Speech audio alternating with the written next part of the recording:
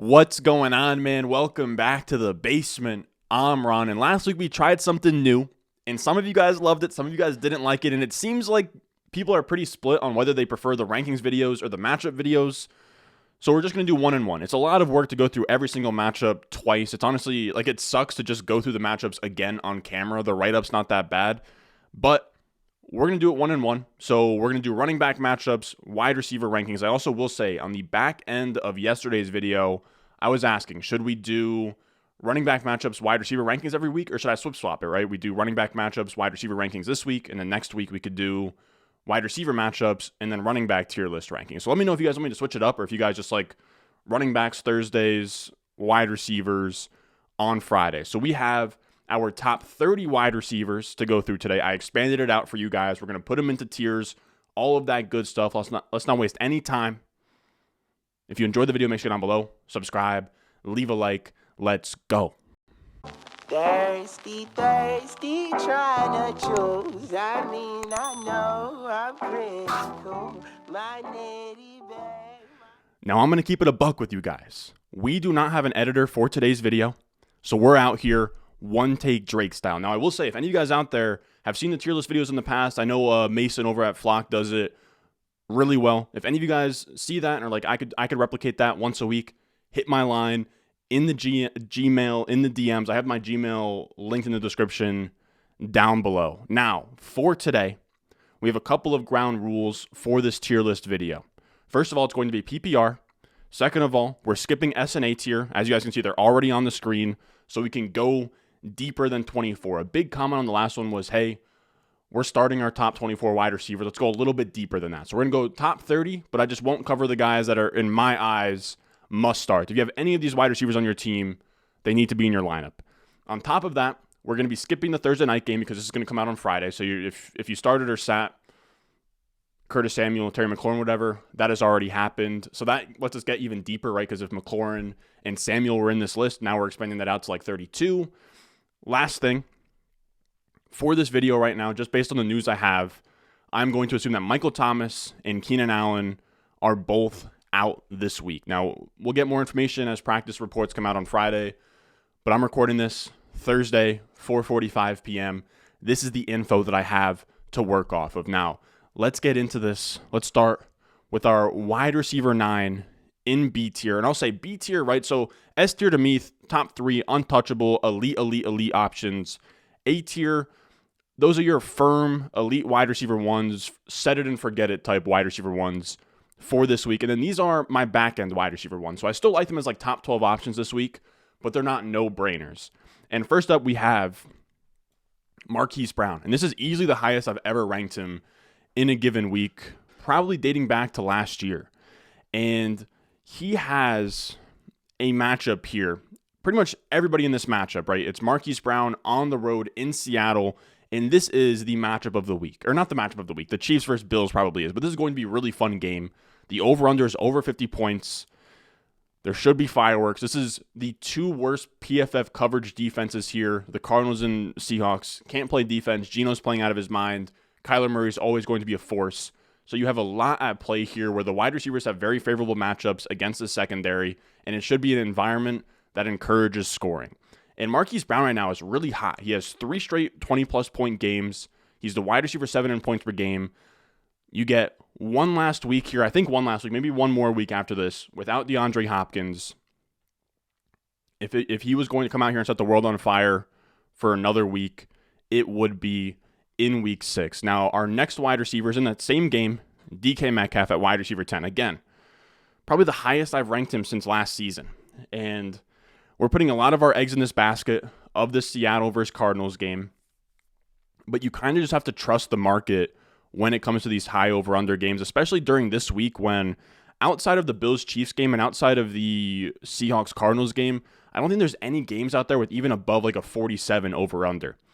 All of these games aren't all that sexy outside of this, few that we like on the market. But with DK Metcalf, he is coming off of 3 straight top 24 finishes against big boy corners. He's coming out here, putting up top 24 finishes against A.J. Terrell, Jeff Okudah. Jeff Okudah doesn't really count, but I mean, he looks solid. I want to say Who did the Saints play, or the Lions played somebody where he looked solid? He almost like shut him down in a way. It might have been Jefferson. It might have been Justin Jefferson. I think Justin Jefferson played the Lions, and he didn't really score much. And I'm not going to say Okudah shut him down, but Okudah was a top 5 pick, and it seems like he's kind of riding the ship on him being a potential bust. Regardless, he puts up another top 24 finish against Marshawn Lattimore last week, and now he gets a matchup versus PFF's worst graded coverage defense. Now, he is getting outscored by his counterpart, Tyler Lockett, but he is the big boy alpha wide receiver in this offense with a 27% target share to Lockett's 20%. I do think boom weeks are in the cards for DK Metcalf. If there was ever a time for him to hit you with like a 165-yard, 2-touchdown game, it would be this Sunday. Now, we have a much less desirable matchup here. And I will say, a lot of these games outside of like a few of them aren't like super sexy matchups. And this is one of them here. We have the Cowboys on the road in Philly. I want to say they're like 6 or 7 point underdogs. And it's not going to be a relatively easy day for CeeDee Lamb. He's going up against a Philly defense that is 3rd in pass DVOA and has a potential shadow matchup with Darius Slay. I will say Darius Slay could maybe follow Gallup. I'm saying probably not, though. Darius Slay did just let Marquise Brown go crazy on him, but before that, I want to say he was also dealing with an injury last week. Before that, he was really elite. Even in a bad matchup against a really good corner, they're going to be trailing on the road. They'll have to pass the ball a ton, and I can only rank CeeDee Lamb so low based on quarterback play and matchup. He has just exceeded my wildest dreams this year. And it's crazy because he's only like wide receiver 15. He hasn't really scored a ton of points, but when Dak comes back, it is wheels all the way up for CeeDee Lamb. He has now had, our biggest concern going into the year is that his career high target share was like 20%. He was never like the true alpha dominating targets. And this year he's been insane. He is the only player, this is a stat from JJ Zachariason, he's the only player to see a 30% target share or better in 4 more games this year. He is number 1 in the entire NFL in target share with a 35% target share. So I think just given how much volume he's seeing and how much of the offense he's commanding, I think for that reason he needs to be a fringe wide receiver 1 every week. Now, moving on to our next tier here, you go from guys that I view as like low-end wide receiver 1s this week to C tier, which I would name these guys as like luxury wide receiver 2s. They are very strong wide receiver 2s. You can make the case for them to be wide receiver 1s, but it just doesn't feel right to put them as a wide receiver 1. And first up here, we have Mike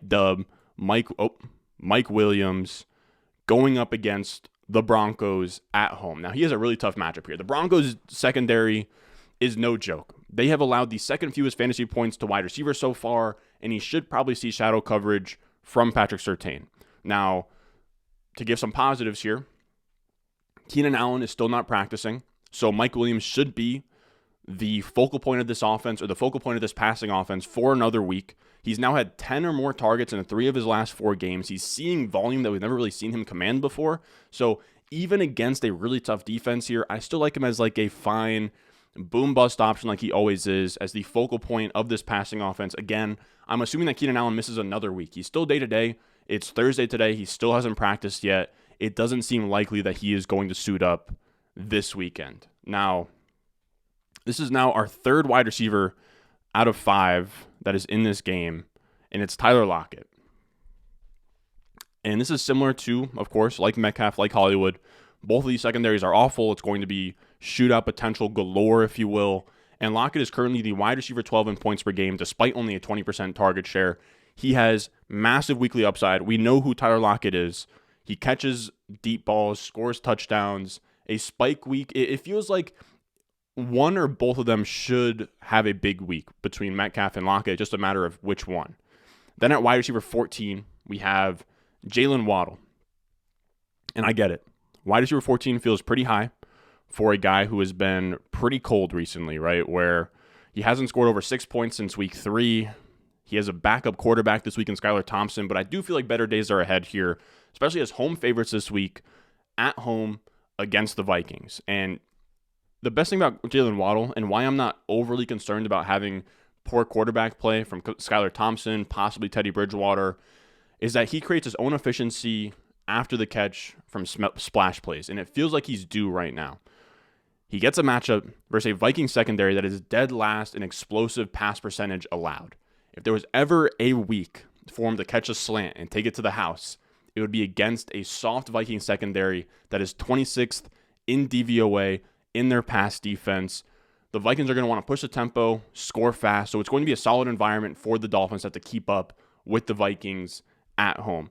Now, our wide receiver 15 is going to be Courtland Sutton here, and he gets a solid matchup. He's going to be a road underdog. They'll have to pass the ball versus a Chargers defense that is allowing the 10th most fantasy points to wide receivers. And the Chargers are a great matchup for the Broncos here because the Chargers play fast and they throw a lot, which means the Broncos are going to have to either keep up or get blown out. And that's a good predicament to be in for these pass catchers in fantasy. Now, Sutton has had a fine season so far. He's wide receiver 15 with a 28% target share. He would probably be like a top 10, top 8 wide receiver if Russell Wilson wasn't having like the worst stretch of his entire career. But I think he's a fine start this week. You just need the Broncos to start scoring points. Then we have wide receiver 16, Gabe Davis, who put up a Randy Moss stat line last week. He had 3 catches, 171 yards, 2 touchdowns, just went absolutely crazy. Now, he did have only an 18% target share, which was his season high, but that's sort of what you sign up for with Gabe Davis. He's not going to give you 25% target share and be this volume hog. But what he's going to be is he's going to be the deep threat option tied to Josh Allen. And when games shoot out and when the Bills get rolling, he is always in play to have like 100+ yards and 2 touchdowns, even if that's on 2 to 3 catches. Now, he had a 20-yard ADOT last week, which is just absolutely insane. He has the upside to win you a week. And I like going back to him here as a piece of this offense in the highest over-under of the slate, 53.5 over-under, Bills at Chiefs. The Bills are actually weirdly favorites heading into Arrowhead, which is crazy. Not to go on a little bit of a rant there or a tangent, but I think it's a trap line, man. I'm thinking to myself, like, dude, how could the Chiefs? I think it's like the first time Mahomes has ever not been a favorite at home. It feels like they're daring you to take the points with the Chiefs. So I don't know, like sort of similar to the Thursday night game from week 1 where the Bills go to the Rams. The Bills are favorites there. Everyone was like, oh, we got to take the Rams at home. Sean McVay in the opener, whatever. It feels like the Chiefs are the really, really obvious play there. Now, regardless, super high over-under, and the Chiefs secondary is really soft. They are allowing the 7th most fantasy points to opposing wide receivers right now. If Gabe Davis was going to get us another 25+ point game here, it would be this week. Then at wide receiver 17, we have Michael Pittman. And he quietly has been kind of disappointing since week 1. He hasn't had a top 24 finish since that week. He only has a 23% target share on a 6.6 ADOT, which is kind of like, that's almost like young Debo type usage. And we all know Pittman isn't a Debo type playmaker or like yards after the catch guy. There's only maybe like 2 or 3 guys that are, to Pittman's credit. But it's weird. It's a weird usage profile. His ADOTs come down like 4 yards. His target share isn't what it was last year. And you also have no efficiency helping him out from Matt Ryan. So a lot of things going against him here, but he has a decent matchup here where he's going to be at home versus the Jaguars. The Jaguars are a solid defense right now, but they haven't looked great since like week 3. You have to think that a get-right game is coming here soon for Pittman where he scores like, or where he puts up like 8 catches for like 100 yards and gives you like an 18-point day. I think that's coming here soon. I don't mind betting on it this week. Now, our last wide receiver in our, luxury wide receiver 2s area is going to be Christian Kirk. And Christian Kirk has kind of cooled off a little bit here, where the last 2 weeks he hasn't been a top 24 wide receiver, I don't think. I don't think that he's put up over like 10 or 15 points since week 3. And this Jaguars team as a whole has kind of cooled off. I will say, though, his best game of the year was against this Colts team. He's going to be in Indianapolis. And that's when he dropped 25 points, was in week 2 against the Colts. So I think the Colts defense isn't anything crazy, but I will say that their offense is so bad that they almost drag the other team into deep waters, and like it just ends up being an ugly game like we saw on Thursday, 12-9. We could see that again. We could see like a 16-7 game. If it ends up being a normal environment, Kirk is probably fine against a Colts passing defense that is 21st in pass DVOA. So nothing too crazy there. Now, that was a huge tier. Next up, we have D tier, who I would call fringe top 24 options. Not must starts, but they're the upper tier of these next guys. And at wide receiver 19, we have Chris Godwin. Now, he hurt a lot of managers last week. He only played on 54% of the routes after playing on 89% of the routes in his first game back. And that's not because it was a re-injury thing. The reason his routes came down was because apparently they had a lead in the second half, or not apparently, but they had a lead in the second half, and they sat Chris Godwin. It sounds like in games they're up big in the second half, they're going to sit Chris Godwin. So that's a little bit of a concern here, where the Bucs are 8.5-point favorites to the Steelers in Pittsburgh, but you never know. Now, the reason I have him at wide receiver 19 is the talent is there. He's been the Godwin that we know and we signed up for on a per route basis. Just a matter of him playing a full route participation. You have a couple outs to this bet here. He can score early in the game. The Steelers can make this a competitive game, or Godwin could be 100% healthy and no longer on a route, count where he's getting pulled in the second half. So you have a couple outs. I think that he could get off to 6 for 70 and a touchdown in the first half or the first three quarters. There's a bunch of outs with Chris Godwin. I just don't think it's wise to bet against him once we get this deep into the wide receiver area. Then we have another wide receiver that's sort of been tricky because of injuries. He was a brutal start last week. I think he put up literally 0 points, injured his ankle in the first quarter. He hasn't practiced since. As of right now, I'm assuming that he's going to play, but make sure you pay attention to Friday's practice report. If he comes out limited, then he's probably up in the air. If he gets a full practice in, then he's probably good to go. If he's a DNP, then you should probably find a replacement. Now, outside of the injury, he's been great. He's had 14 or more points in every game that he's played 50% or more of the snaps in. And he gets a Saints defense here that is allowing the 9th most fantasy points to wide receivers. And Marshawn Lattimore is a good corner, of course, but if he shadows anybody, it should probably be Chase, which should open things up for T. Higgins. Then we have, at wide receiver 21, Deontay Johnson. And you're like, why would you put him at wide receiver 21 if he's the wide receiver 38 on the year? And that's a great question, but you just have to bet on the volume. And it's not even like, okay, Kenny Pickett came in and his volume has evaporated. No. He had the most targets he's had this entire year in week 5 with 13 targets. He now has a 28.2% target share on the entire season. And in terms of volume, it's all there. Expected points is one of my favorite metrics to look at. It just takes into account how many targets, your ADOT, your red zone targets, how many points based on the volume you're getting should you be scoring.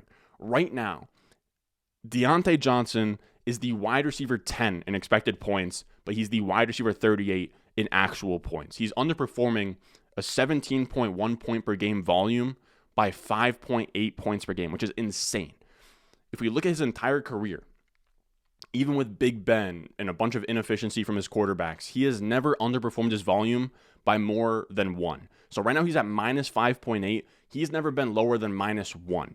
So you have to think things will correct themselves. He's seeing volume even with Pickett, and even in a tough matchup here against Tampa Bay, I think you have to just keep playing him. If he's going to keep commanding targets, the points will follow suit.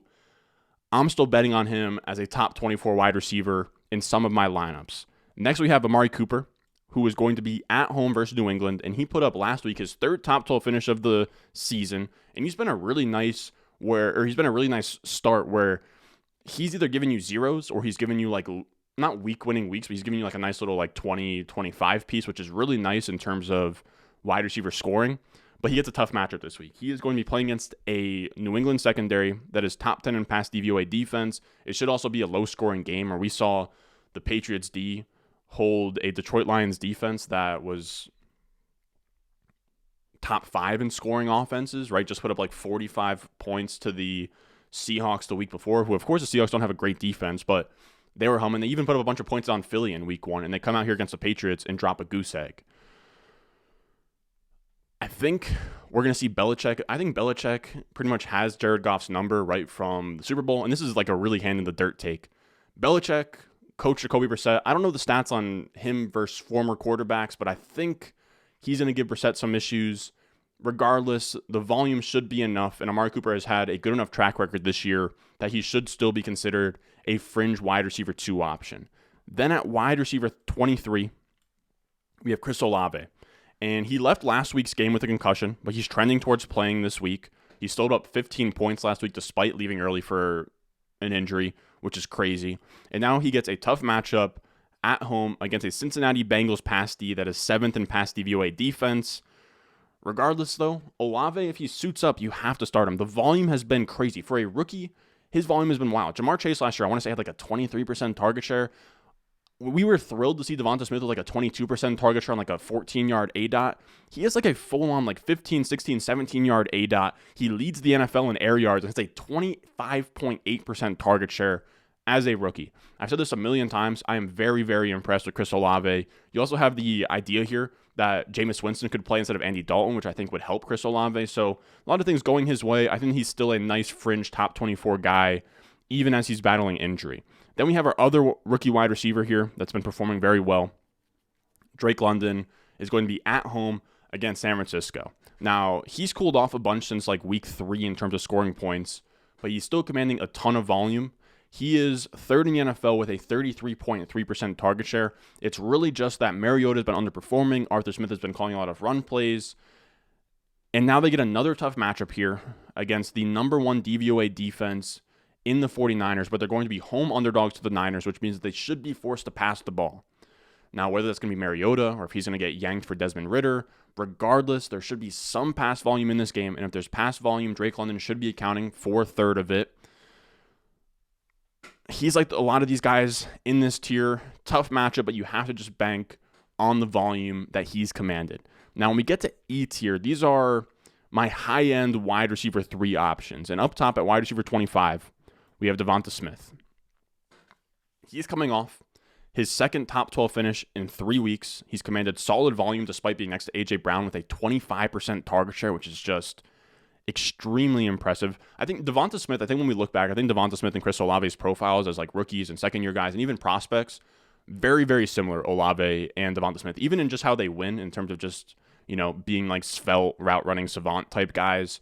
Regardless, so when we talk about Devonta Smith, he's going to be at home in a tough matchup versus a Dallas defense that is top 5 in pass DVOA, but the volume should be there. Again, 25% target share at this point. They're like 5, 6, 7 point favorites at home to the Cowboys. They should be able to score. And I think if anything, Trevon Diggs or any of like the premium guys on this Cowboys defense should probably be allocated towards A.J. Brown, towards Jalen Hurts. So I like Devonta Smith to get free in this one. Then at wide receiver 26, we have Adam Thielen. He's going to be on the road versus Miami. He dropped a 6.7 dud last week, but he's been fine for fantasy is what I'd call him. Now, I do think that he's due for some touchdown regression here. He's 8th in red zone targets. He's always been a guy who scores touchdowns, and yet he's only at 1 touchdown this season. I think he's due for another touchdown very soon here, and he gets a light matchup against Miami, which is a pass defense that is dead last in pass DVOA defense. If there was ever a spot here for Adam Thielen to score a touchdown or two, I like it against this Miami defense. At wide receiver 27, we have Jacoby Myers, who is trending towards must-start territory at this point. He has the 4th highest target share in the NFL at 31.8%, and that's with Bailey Zappi, and that's also with Mac Jones, and that's with a 3-game sample size, which is pretty big 5 games in. And he's the wide receiver 8 in points per game. He's someone that needs to be in your lineup if you have him, and it's not a great matchup. I would call it neutral against this Cleveland secondary. Regardless, you have to ride the hot hand. He has been money in all the games he's played. Then our last wide receiver in this area is going to be wide receiver 28, Allen Lazard. And he's such a tough one. He's 5th among all wide receivers in touchdowns, despite missing a game. He's probably still a good bet to score another touchdown at home versus a Jets secondary that is 23rd in pass DVOA defense. You're pretty much hoping for a big play. It might be there for him. I don't think he's a terrible like wide receiver 3 type bet this week. And then our last 2 are going to be an F tier. And these are going to be our low-end wide receiver 3s, flex option area. And you can put a billion names in here. These are just the 2 that I rattled off here. Again, I think that there's probably like 8 to 10 guys in this tier. So whoever you like, you can put in here. But at wide receiver 29, I have Juju. And he let us down last week. I had him as my wide receiver 24. But we're going back to the well here. All right, he's now seen 8 targets in 4 out of 5 games and has 0 touchdowns despite being in one of the NFL's most prolific scoring offenses. He's also 11th in the NFL in red zone targets, yet only has 0 touchdowns. It feels like the touchdowns are on the way, and he gets Buffalo this week, which have a really, really strong defense, but at the same time, this is the highest over-under of the week. Apparently, the Chiefs are going to be underdogs at home, which means that they're going to have to pass the ball and score. It feels like if it was ever going to happen, it would be this week for Juju. And then our wide receiver 30, Jerry Jeudy, on the road versus the Chargers. And he's been boom bust all season, right? We talked about it with Sutton, but it feels like this is a pressure point for this Broncos offense where LA, the Chargers are going to force them to keep up the pace, to pass the ball, like we just saw them do with the Browns. The Browns sort of run a slower offense. They want to run the ball, hold on to things, and they stretched it out to a shootout. I want to say it was like 55 plus total points in that game. If the Broncos can keep up, we should see something similar here with the Chargers. That's just kind of how their games have gone this year. And this Chargers pass defense is extremely beatable. They're 24th in PFF pass coverage, and they're allowing the 10th most fantasy points to wide receivers. Now, I'll admit, Jeudy is much more boom bust than a guy like Sutton. Sutton has a much higher target share, but if Jeudy has a really nice shot here for sort of like in week 1, like 4 for 101, or he could give you like 4 for 30 and you'd be pretty upset. But that's kind of just the range we're in here at wide receiver 30. Now, that's going to do it for us today, fellas. As always, make sure you check out the Patreon, patreon.com. Nope, that's not it.